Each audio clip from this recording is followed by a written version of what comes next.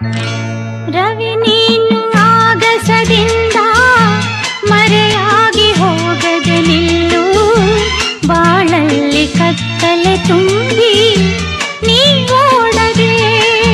ಕಡಲಿಂದ ನೀರನ್ನು ತರುವೆ, ಮಳೆಯಂತೆ ಭೂಮಿಗೆ ಸುರಿವೆ, ನೆಲದಲ್ಲಿ ಹಸಿರನ್ನು ತುಂಬಿ ಸಂತೋಷ ಸಂಭ್ರಮ ಕೊಡುವೆ.